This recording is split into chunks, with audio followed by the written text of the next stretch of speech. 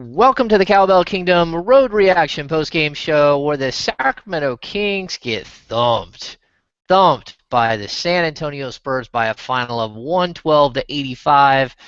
The Kings now know how the New York Knicks felt last night. It's one of those games that you can just chalk off as a scheduling loss, but either way, this did not feel good at all. I am James Ham. Joining me, as always, on the Road Reaction postgame show, Mr. Rui Thomas. Say hello, Rui. Hello. There's Rui, a man of few words. All right, so George Karl drops to 3-4 as the head coach of the Sacramento Kings. The Kings are 21-38 on the season. This game was won and lost in the second quarter. The Kings played really well. Actually, they came out slow to start the first. They went down by a bunch in the first couple of minutes.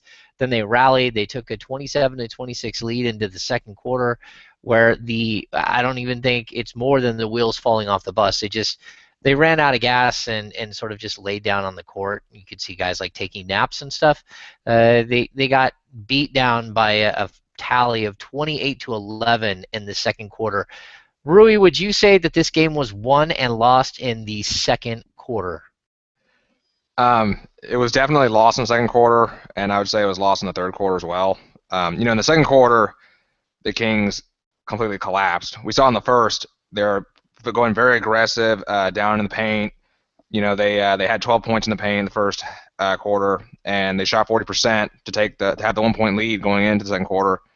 But then, they only scored 11 points in the second quarter, shot 21.1%, kept turning the ball over at an alarming rate, and allowed Kawhi Leonard to go off. He had 8 points in the second quarter. And then in the third quarter, the Kings, got their offense going. They shot over 40%, but then the Spurs offense went off, and Tony Parker had scored 9 points in the first 4 minutes and 11 for the quarter.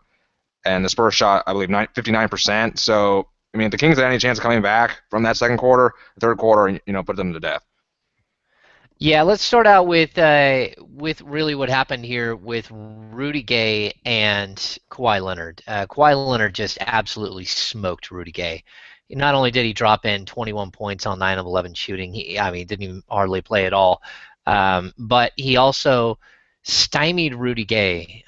Gay finishes with 10 points on 4 of 16 shooting. There was a point where Rudy Gay basically stopped the entire game and demanded that a technical was called on him.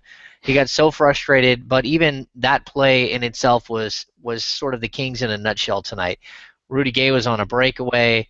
He stepped over somebody who fell down, and then while he was winding up for some ridiculous dunk while the Kings were way down, Danny Green flew in from the side and fouled him on the arm. The ball rolls out of bounds. Well, the ball popped up in the air. Rudy Gay caught it and then just stepped out of bounds, looking at the official, waiting for a call that he never got. And you just can't give up on plays, which is exactly what happened in this specific situation where Rudy Gay gave up on plays. But really, it felt like Rudy kind of gave up on this game tonight. And I know these guys are tired. It was a brutal, absolutely ridiculous scheduling flaw here. So the Kings had to make up the Knicks game. That's why we had this back-to-back at the beginning of an 8-game road trip. It should have been a 7-game road trip and then the Knicks game. And the way it worked out is the Kings had to fly all the way from Sacramento to New York. And then they beat the Knicks last night, then board a plane in New York, fly to San Antonio, which is almost as equal distance as Sacramento to New York, so another 5+ hour flight, and then take on the Spurs. And now they fly to Orlando, but they have a day off in between. So they'll fly out tonight after the Spurs game. They'll get to Orlando tomorrow morning, and they'll have a day off, and then they will play the Orlando Magic on Friday night, another back-to-back. So this stretch here is really, really tough, but it's kind of the way the NBA goes. You never know what you're going to get. So Rui, what stood out for you as far as the players in this game? Is there anyone who jumped off the board for you? As far as good or as bad? You can take either. How about you just take one, good or bad? You go. Okay, well, the Kings, they just, the energy wasn't there. They obviously weren't having fun out there tonight. You'd mentioned Gay, who struggled mightily. with his shot and was abused by Kawhi Leonard on both ends of the floor. Gay tried taking it to the rack like his teammates, but Leonard, he was taking off balance shots, very physical, tough looks, and it was clear he was getting frustrated. That technical was just the icing on the cake. Jason Thompson struggled mightily in this game. He started the game 1 for 6, and then finishes the game 3 for 8, 6 points, 7 rebounds. I don't think any of the starters even played in the fourth quarter, and the bench, aside from Derrick Williams playing really well early, he finishes with 11 points. Not really much there. Yeah, Derrick Williams' stat line is kind of interesting as well. Derrick Williams plays 19 minutes. He goes 1 of 4 from the field, but 8 of 8 from the line. And he had some dunk attempts that were incredible. The one thing I'm going to point out about Derrick Williams, well, Derrick Williams is kind of like excelling in the George Karl system, and I'm sure people are loving what they're seeing out of Derrick Williams overall as far as his scoring. The problem is that Derrick Williams is nothing else. Like tonight, he has 1 rebound and no assists and no steals and no blocks. So you're getting just like this real basic, almost like a Jamal Crawford off the bench, do nothing but score thing. But it's out of a 6'8", 6'9" guy who's playing both the power and the small forward position, and there's no room for that in the NBA. That's why guys like Omri Caspi have stolen away his minutes. Again, Caspi doesn't do anything spectacular tonight. He finishes 2 of 6 from the field. He gives them 5 points, but he grabbed a couple of rebounds. Even Caspi had an off night as far as stuffing the stat sheet. This was basically a really, really ugly game, and I don't think anyone more exemplified that than DeMarcus Cousins, who finishes with 14 points on 5 of 12 shooting. He only plays 22 minutes, but Cousins finished with just 3 rebounds on the night. 3 rebounds, no assists. He did have 3 steals. He did have 2 blocks and a couple of incredibly athletic, spectacular blocks. He turned the ball over 5 times in 22 minutes.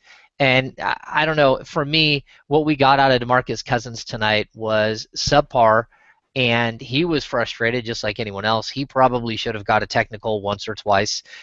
And that's just kind of the way this game went.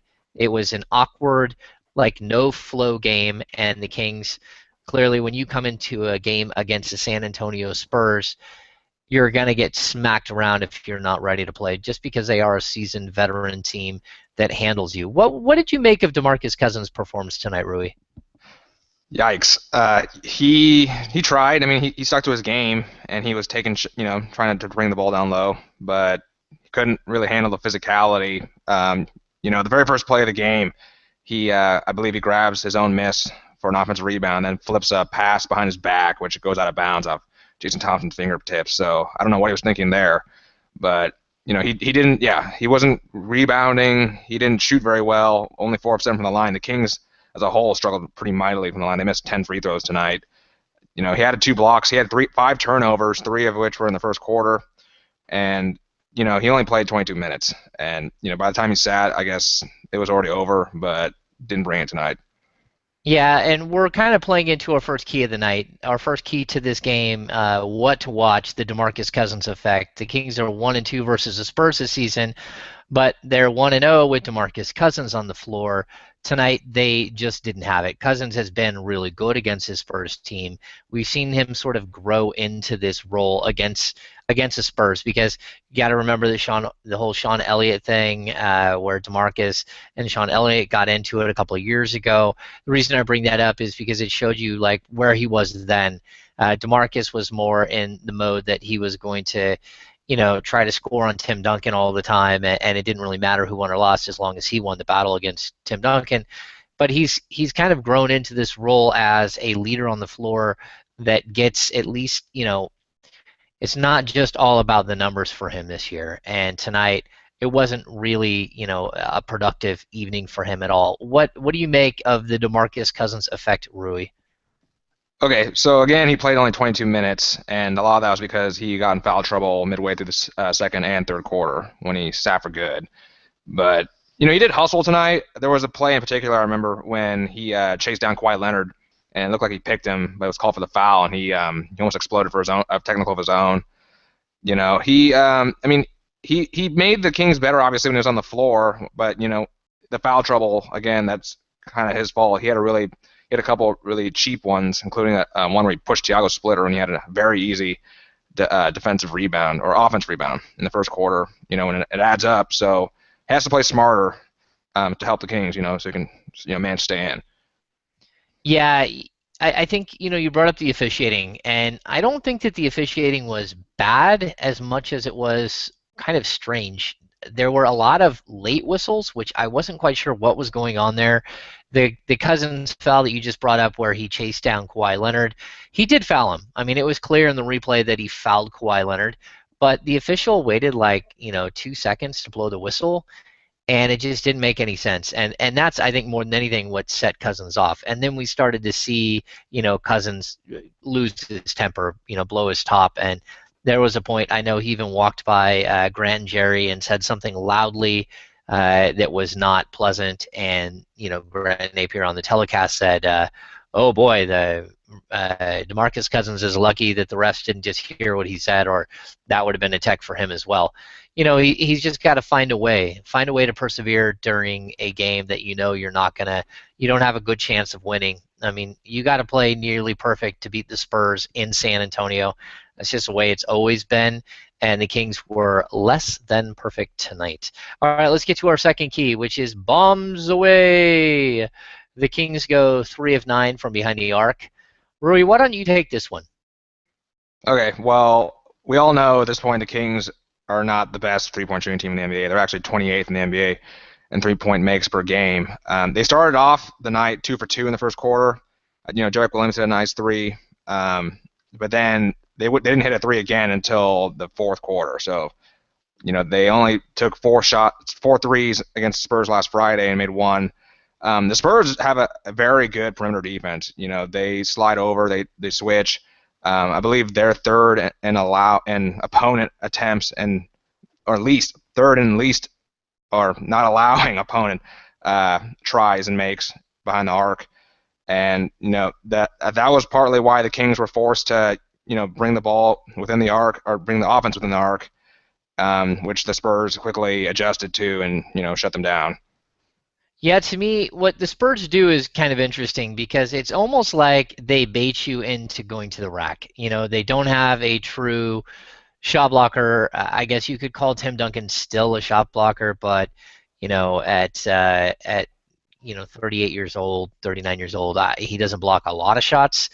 And so for me, again, I think what happens is you look in the key, and they may have like Thiago Splitter, they may have Duncan, they may have with Baines, they may have some of these big guys in the key, but none of them are imposing. But what happens is when you get down low, the Spurs have a way of not just surrounding a shooter, but standing their ground better than anyone in the league. That's what it is. They play position defense better than anyone. And you talk about Rudy Gay struggling against Kawhi Leonard, or DeMarcus Cousins against these guys that clearly they're not even in the same ballpark, the same world as him as far as talent, but that doesn't stop them from playing good, solid position defense and stymieing Cousins, or stymieing. Ben McLemore had quite a few plays where you're like, oh God, you're like right there. What are you doing?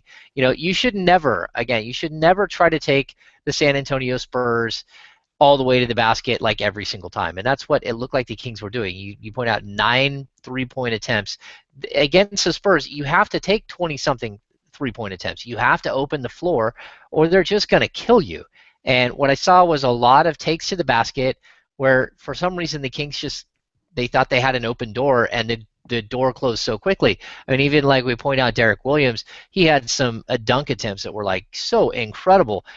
But he was 1 of 4 from the field. He got 8 free throw attempts, but a lot of that is because they just don't give up easy baskets. They're not the New York Knicks. They just don't give up the wide open lane, the easy basket. And so I think the Kings do need to do a better job. They need to find more shooters, but they need to do a better job of finding guys on the driving kick, and we just didn't see it tonight. Where again, you saw San Antonio Spurs do plenty of driving kicks and absolutely blow the Kings out of the water. That's like sort of Tony Parker's specialty is to draw you in and then find Ginobili or Danny Green or Bellinelli or one of their many three-point shooters who just bomb away and torch you.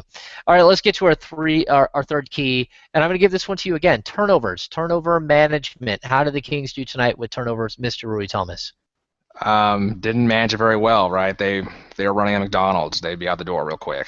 You know, the Kings, in their only win against the Spurs, they allowed 9 turnovers, and they had 11 turnovers tonight in the first half. Just really bad. The Spurs managed to score off a lot of those and caught the Kings off guard. The Kings allowed 24 points off their turnovers, which you can't ignore. The Kings every match they played against the Spurs this season, they allowed more and more turnovers. So they allowed 9 in the first game, 14 the second, 17 last Friday, and they allowed 18 tonight. So they're not fixing the problem. And again, it starts with Cousins, because he told us in the locker room earlier this year, it's on him with the turnovers and leading his team. And when you're in the first play of the game, when you're throwing the ball behind your back out of bounds, that doesn't set a very good tone. No, it doesn't. I am going to point out, though, that while the Sacramento Kings did turn the ball over 18 times as a team, again, Cousins with 5, Ben McLemore with 3 turnovers, and then just about everyone else on the roster outside of Carl Landry and Nick Stauskas turned the ball over. But they also had 14 steals. This is something that we've talked about a bunch of times. The Spurs committed 17 turnovers themselves. A lot of those were Manu Ginobili just doing really stupid things. Manu was just so out of control. But again, the Kings, I thought, collapsed. I thought they did a nice job. Manu had 6 turnovers by himself, and at one point I thought Greg Popovich was just going to strangle him right on the sidelines in the second quarter. He allowed the Kings to even have any sort of a chance to try to get back in the game, and the Kings wanted none of getting back in the game in that second quarter. But I think Manu turned the ball over on 3 straight possessions, and the Kings bricked 3 or 4 forced jumpers, like boom, boom, boom, and that's sort of where the game ended. And so definitely an issue that the Kings need to rectify.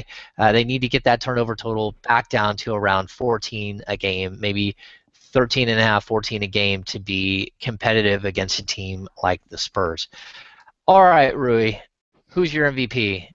I think this one's a no-brainer tonight. By no-brainer, you mean Kawhi Leonard. He, dominated for stretches. There was one play in particular which was just incredible to watch. Rudy Gay, drives to his right from left corner, and Kawhi Leonard catches him with the double clutch and swats him, picks up the ball, dribbles the ball down the court, feeds the ball with a bounce pass beneath Ben McLemore's legs to Marco Bellinelli in the left corner. And then Bellinelli misses, but Kawhi Leonard grabs the offensive rebound, throws down the dunk, and then King picked up a technical after that. That play pretty much just summed up how well he really was. I think he was 7 for 8 at one point. And, definitely the best player on the floor tonight. Yeah, he was by far the best player on the floor. 21 points, 9 of 11 shooting, plays 29 minutes, has 5 rebounds, 3 steals, only 1 turnover, a block shot. When the Spurs have a healthy Kawhi Leonard, they're actually really dangerous. And if they get him healthy and firing on all cylinders, and they walk into the playoffs with, again, Parker, Duncan, and Ginobili healthy as well, they're going to be difficult. They're going to be a tough out just like every year. You can never count the Spurs out. They are a championship contender, whether you believe that or not. They always prove it. They're 37-23 on the season now, so a whopping 14 games over 500. They just got done with their brutal road trip that they have every year. They have a road trip that coincides with the rodeo in San Antonio, and they just got done with that. So they have the most unbalanced schedule left in the NBA, if I'm not mistaken. They played the way out, and you're going to see them start plugging away. I mean, they're only 13 wins away from 50. Chances are they're going to win, 53, 54 games again and be right in the conversation when everything is said and done.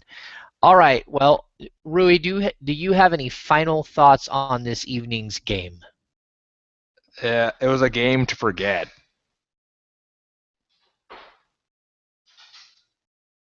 A game to forget. I'm with you on that. It was a game to forget. This was what I call a scheduling loss, and it was expected. The Kings got one of the back-to-back, and that's all you can hope for on the road. They come back to play Orlando on Friday, although I think Orlando smacked them around earlier in the season. This should be an interesting matchup. A young team that switched coaches in the middle of the season in a similar way that the Sacramento Kings did. Jacques Vaughn is no longer the head coach, and they are playing much, much better defense. So look to Friday's game. That's one of those games where you look at that could really tenor of this road trip. If they can pick up that win there, then they got a chance to win 3 or 4 on this trip. If they lose that, then this could get pretty ugly pretty quick. We could see a 2-6 8-game road trip, and that is not something that George Karl wants to see at all. I don't think any of us want to see that. Lastly, Mr. Jason Thompson tonight set the all-time record for most, well, he tied Peja Stojakovic for the all-time lead in games played in the Sacramento era with 518 games. Jason Thompson, a very, very good guy who has been in a horrible situation here in Sacramento for a long time. 7 coaches in 7 seasons. I think it's 78 different players he's played with. Just nonstop. New owners, new management, new everything. And he's not super excited about that record, which is kind of sad. So will be a late edition of the Cowbell Kingdom Road Reaction postgame show, but we will bring it to you late. So I am James Ham. He is Mr. Rui Thomas. Say goodnight, Rui. Good night. There he is. A slow, delayed goodnight from Rui. Thank you for tuning into the Cowbell Kingdom podcast, the Cowbell Kingdom Road Reaction postgame show. We will see you on